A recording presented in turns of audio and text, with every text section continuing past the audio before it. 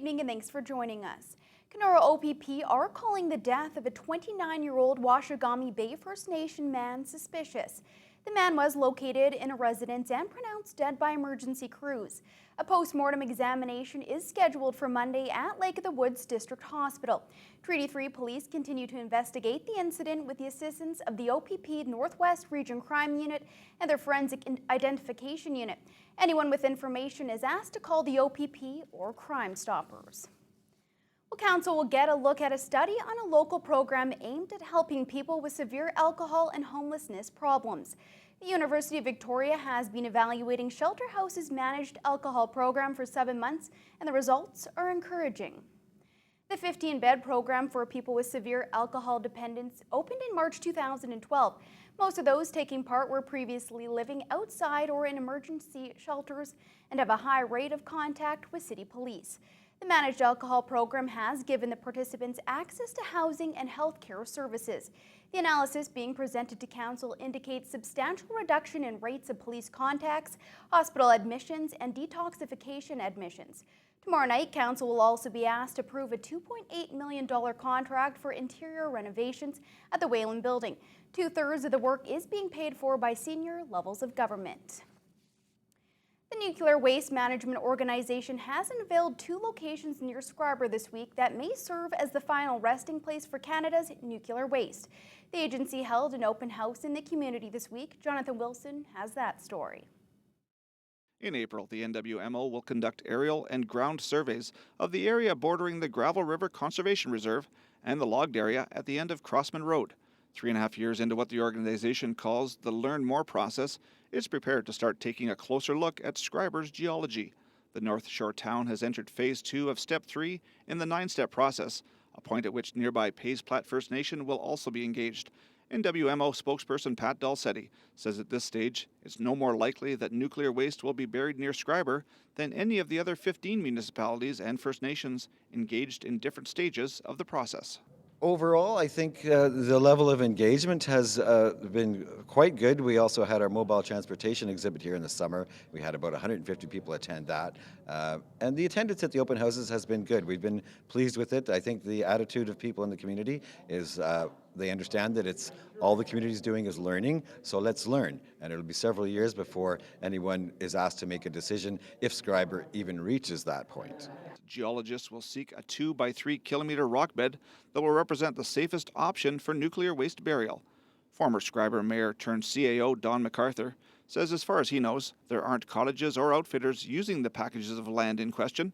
He sees the NWMO visit as an opportunity to be certain the public's questions get answers. Now that there's been 2 locations kind of identified for further study, I think people are very curious about those locations. That's one of the purposes of this open house, is so people can see them, address any concerns they may have about those locations. But I don't think the sentiment has changed very much in so much as from the beginning it's been cautious.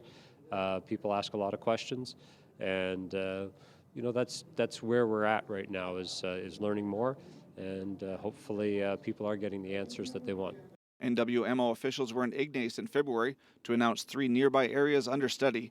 Nipigon, Wawa, Hornpain, and Blind River are also engaged in the process at more preliminary levels. Jonathan Wilson, TBT News. The Nalaloo Ice Fishing Derby has been running for close to a quarter of a century, bringing families together on a winter day.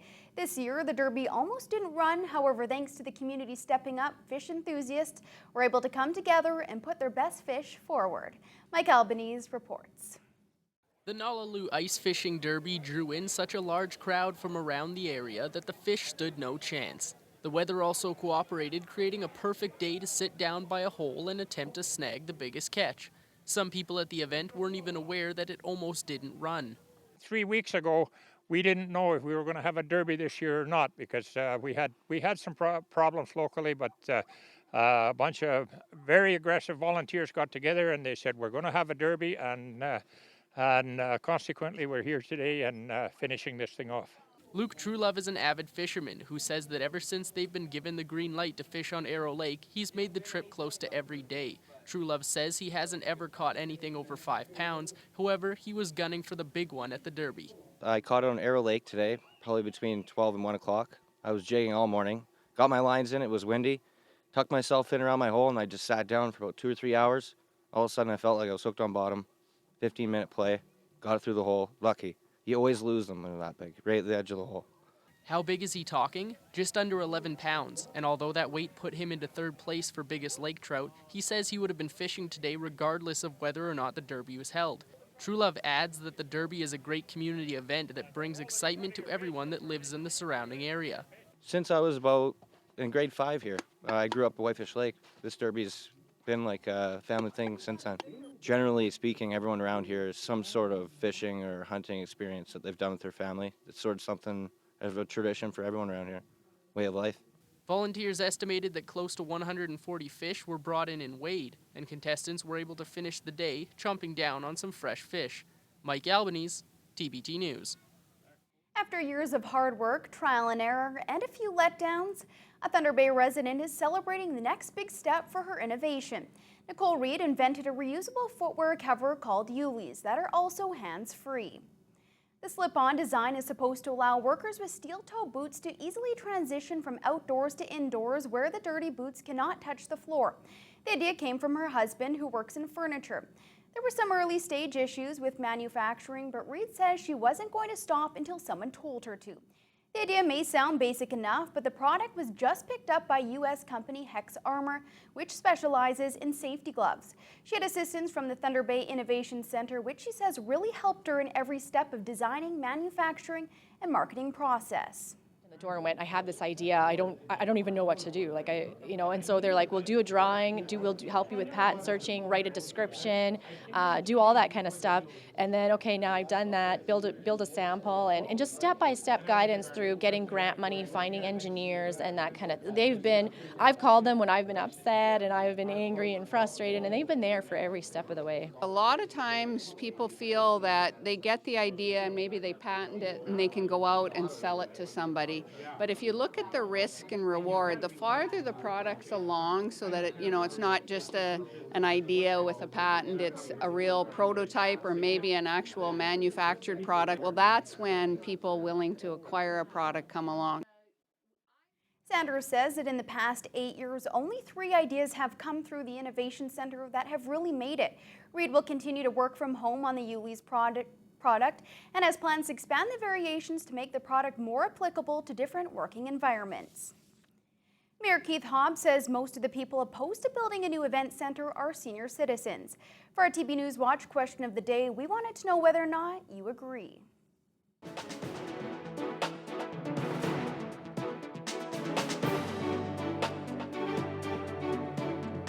I do. I definitely do. I think they were against the whole fixing the marina thing. And I feel that because we're the youth, I think we should have more say to that because we're going to be here for the future years. I can't really say because, I just know that, I think it's a good idea, so I haven't really talked to anybody else. I don't think so. I think it's been all ages, really. Probably because they're on a fixed income, and if it's going to raise taxes, it'll make it difficult for them. And they may not be the ones that take advantage of the new event center as much as the younger ones. That's my feeling. I can't imagine that they are, but perhaps I'm more of an atypical senior because I'm very active.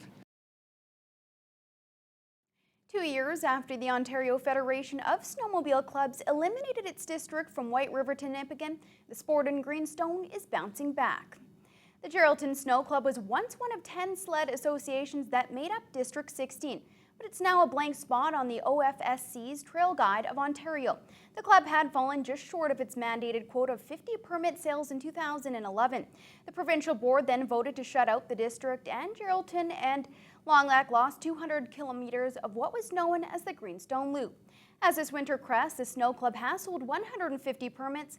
Michael LaFrance is the president of the Geraldton Club. He says after more than a decade of recession, the club is holding on tightly. I believe it might still take us a couple of years, but with Premier Gold, if they're going to go ahead with their building of the mine here in Geraldton, that's definitely going to bring some people into our towns, and that's what we need. If we can get the sawmills in the area back and open, again, that'll bring people into our towns. Until then, I think we're going to maintain. LaFrance added the cold and snow this winter has solidified local interest in snowmobiling. Well, this event could mean that winter might finally be coming to an end. The final Winter Fun Day of the season wrapped up today, saving the best event for last. To wrap up the snowy season, dog sled rides were offered around the Spirit Garden Peninsula. Over the course of 12 weeks, the program saw over 2,000 people come out with their families to enjoy all of the free Sunday activities. Today's event in particular was definitely a crowd favorite as the lineup continued right up until the end at 4:30 p.m. It was so busy they even had to stop accepting people near the end of the day. About providing this experience for people that haven't done it before. So we're really excited about that. And you know, today I had people asking too and referencing the other activities that we've done, like pond hockey and tobogganing, you know, ones that people can do on their own, but just once it's more of a community thing, it just brings more people out. It seems like we're loading up 4 or 5 people every 5 minutes or so. Even quicker than that, it seems that they're not gone that long. So we're doing well. We're getting a lot of people through here. The city hopes that with the great turnout this year, more people will decide to test out the free events in 2020.